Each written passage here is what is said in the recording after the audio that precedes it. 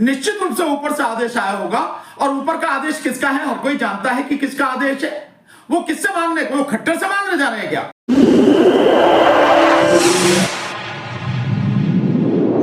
इस news channel पर जो भी वक्ता ने कहा वो उसकी अपनी राय है, जिसकी पुष्टि नेशन न्यूज इंडिया नहीं करता। धन्यवाद। खट्टर से क्या लेना देना? खट्टर क्यों बीच में आ रहा? तू कौन, मैं खामुखा?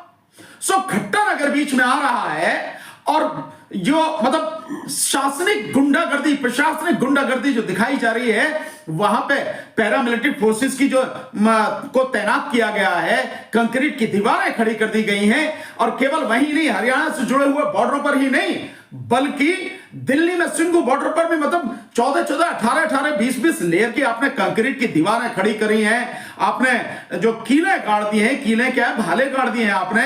और फिर जो लोहे के जो बैरिकेड्स हैं वो लगा रखे, उन पे तार लगा रखे।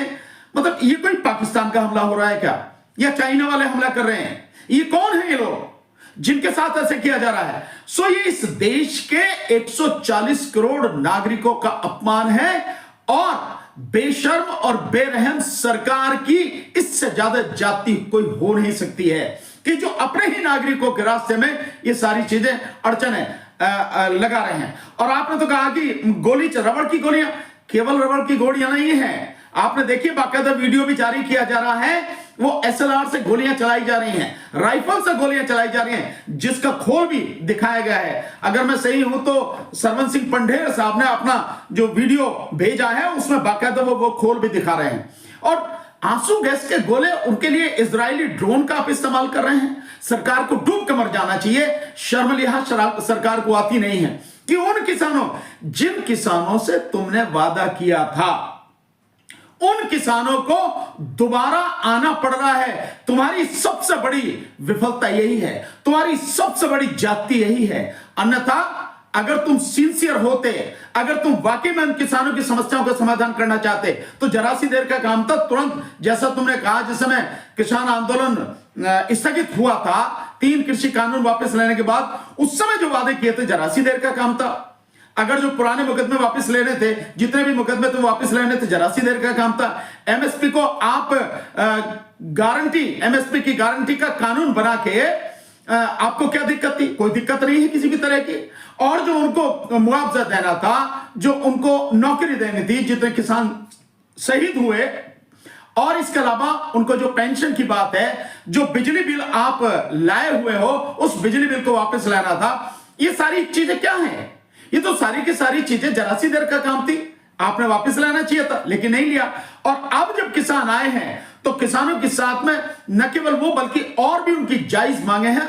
और मैं समझता हूं ये जो जायज मांगे हैं किसानों के, सरकार में जरा सा भी शर्म लिहाज बची है तो, सरकार जरा सी भी संवेदनशील है तो, हालांकि संवेदनशील है नहीं, अगर होती तो आंसू गैस के इतने गोले नहीं, हजारों की संख्या में आप आंसू गैस के गोले ड्रोन से फेंकवा रहे हैं। सो संवेदनशील अगर है सरकार तो इन मांगों को तुरंत उसे स्वीकार करना चाहिए, क्योंकि जितना पैसा इन मांगों को पूरा करने में लगेगा, उससे 100 करोड़ से ज्यादा लोगों की जिंदगी खुशहाल हो जाएगी। सो इससे बड़ा काम क्या हो सकता है? जिस देश की सरकार का, केंद्र सरकार का वार्षिक बजट 50 लाख करोड़ है, अगर 15 लाख करोड़ देकर भी ये किसानों की एमएसपी, जो एमएसपी और मनरेगा और जो भी उनको सहूलियतें दी जाती हैं, 15 लाख करोड़ से ज्यादा रुपया लगेगा नहीं। और इतने पैसे में किसान और खेती और मजदूरों की जिंदगी अगर संवर जाती है, इससे बढ़िया काम कौन सा होगा? लेकिन सरकार बेरहम है, वो अपनी अय्याशी में पैसे खर्च कर देगी, लेकिन मजदूरों को उनका हक नहीं देगी, किसानों को उनका हक नहीं देगी। मेरा देश के लोगों से एक ही निवेदन है, साथियों, ये किसान ही हैं जिनकी बदौलत इस देश में हर व्यक्ति को अनाज मिलता, रोटी मिलती है, पेट भरता है उसका। आपके पास पैसे हो सकते हैं, लेकिन अगर खेतों में फसल ही नहीं उगेगी तो पैसे खाओगे क्या? सोना चांदी खाओगे क्या? नहीं, फसल ही खानी है, वो अनाज ही खाना है, वही पेट भरता है साथियों, और ये वही उगाते हैं। और ये कुछ भी ऐसा नहीं मांग रहे जो नाजायज हो, ये सब कुछ वो मांग रहे हैं जो इनका हक है और जायज है। सो मेरा सभी लोगों से कहना है, इस किसान आंदोलन का साथ दो, इस किसान और मजदूरों का जो ये संघर्ष है, इसमें देश के हर नागरिक को पूरी ईमानदारी से इनका साथ देना पड़ेगा, नहीं तो बचेगा कोई नहीं। केवल किसान अपनी लड़ाई नहीं लड़ रहे, मैं बार बार कहता हूं किसान सबकी लड़ाई लड़ रहे हैं, इस देश की लड़ाई लड़ रहे हैं, हमारे बच्चों की लड़ाई लड़ रहे हैं, इस देश की नस्लों और फसलों की लड़ाई लड़ रहे हैं। इसलिए इन किसानों का साथ देना पड़ेगा। और एक और बहुत अच्छी बात है, मैं धन्यवाद देना चाहता हूं संयुक्त किसान मोर्चा, जो पीछे जो आंदोलन हुआ था 3 कृषि कानूनों को वापस लेने के लिए, उसमें आदरणीय राज्यपाल साहब और सभी जो किसान संगठन थे, जत्थेबंदी थी, उन्होंने ईवीएम को हटाने की लड़ाई में हमारा साथ दिया। और आज अभी मैंने मीडिया पे मैं सुन रहा था कि ये इस समय जो किसान आंदोलन है, किसान संघर्ष चल रहा है, इसके जो लीडर्स हैं, उन्होंने भी इस आंदोलन में ईवीएम का साथ देने का वादा किया, ईवीएम को हटाने का, हम जो आंदोलन कर रहे हैं उसका साथ देने का निर्णय लिया है साथियों। सो ईवीएम के विरुद्ध ये किसान भी हैं, मतलब पूरे देश में किसान, मजदूर, पूरे देश के लोग ईवीएम के विरोध में हैं। हालांकि मैं बार बार इस बात को कहता हूं साथियों, मैंने तब भी कहा था, अब भी कह रहा हूं कि ईवीएम किसी का भी आंदोलन हो, उस व्यक्ति को, उस संस्था को, उस संगठन को, उस पार्टी को ईवीएम को हटाने का मुद्दा अपने आंदोलन में शामिल करना चाहिए, क्योंकि ईवीएम हटेगी तो ये जालिम सरकार हटेगी, और ये जालिम सरकार हटेगी, नई सरकार बनेगी, तो लोगों के जो असली मसले हैं, उनके जीवन से जुड़े हुए जो मसले हैं, उन पर बातचीत करने का, उनका समाधान ढूंढने का हम लोग प्रयास करेंगे। सबको मिलजुल के प्रयास करना पड़ेगा। और यह सरकार नहीं हटेगी तो आप समझते हैं ईवीएम रहेगी तो यह सरकार नहीं हटेगी, और यह नहीं हटेगी तो जो इनका सपना है, हिंदू राष्ट्र का सपना, उसे लेकर ये तमाम जातियां करेंगे, कुछ बचेगा नहीं, कुछ छोड़ेंगे नहीं। इसलिए मैं धन्यवाद देना चाहता हूं एक बार फिर से कि न केवल किसान आंदोलन की जितने भी मांगे हैं वो, बल्कि ईवीएम को भी हटाने के लिए सब लोगों को कमर कस लेनी चाहिए। और मैं तो यह कहूंगा कि इस बार किसी हालत में हर किसान को यह तय कर लेना चाहिए, गांव हर जगह तय कर लेना चाहिए कि ईवीएम को वो गांव में घुसने नहीं देंगे, ईवीएम से चुनाव होने नहीं देंगे। रही हमारी बात, हम पहले भी किसानों के साथ में थे, आज भी किसानों के साथ में हैं, जीवन की अंतिम सांस तक इस देश के अन्नदाता के साथ पूरी ताकत के साथ कंधे से कंधा और कदम से कदम मिलाकर चलेंगे, खड़े रहेंगे और हर तरह से उनका साथ देंगे। इतनी सिक्योरिटी देश के अंदर किसानों के सामने लगा दी, बैरिकेड लगा दिए, घेराबंदी कर दी। अगर ये चाइना बॉर्डर पे इतनी सिक्योरिटी घेराबंदी कर देते तो शायद चाइना भी हमारे देश की जमीन को कब्जा नहीं कर सकता। वहां पे क्यों नहीं करते हैं हमारे? चाइना को क्यों करेंगे?